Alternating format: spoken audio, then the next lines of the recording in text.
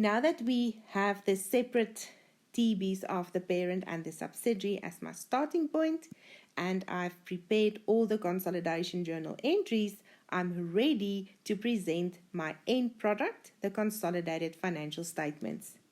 The first one we'll look at is the consolidated statement of financial position, prepared at a specific date, in this case 31 December 2010.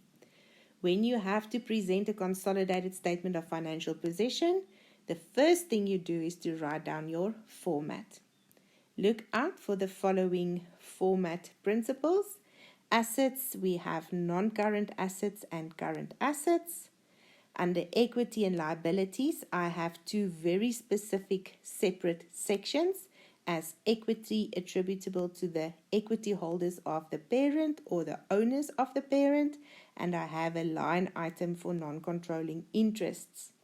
The liabilities in the trial balances are all only current, so total liabilities represents my current items.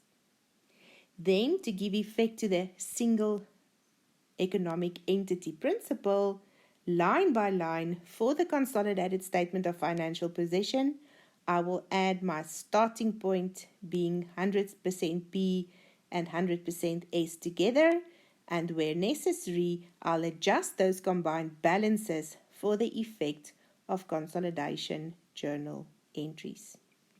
Let's do that for the assets and the liabilities sections.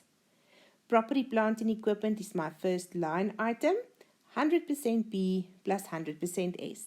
There's no consolidation journal entry changing this line item. Investment property, there's nothing coming from the trial balance of the parent, it's a zero balance, so I only have 100% of S for the 145,000 Rand.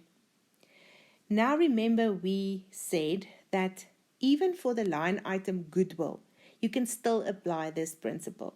But 100% P plus 100% S coming from the trial balances does not have any goodwill. There's no goodwill in P and S. But I've written my first consolidation journal entry as the at acquisition consolidation journal, and through that one, I have created a new item into the consolidated financial statements. I've recognized goodwill of 18,600. Bank, I have a favorable bank balance coming from the parent and an unfavorable bank balance coming from the subsidiary. Please note, you still present them as separate line items because these balances are not held at the same financial institution, so you're not allowed to offset them.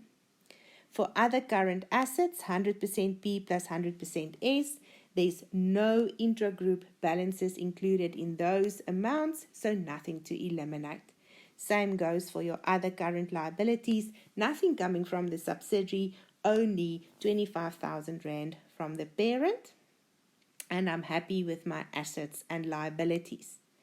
Now, from your experience to date, you know that calculating the equity items in the consolidated financial statements involves a lot of calculations, a lot of thinking, a lot of attributing, analyzing to get to these amounts. So for purposes of this discussion, I will refer to the statement of changes in equity to get to these amounts. Because in the statement of changes in equity, you work with opening balances, current year movements to get to the closing amounts.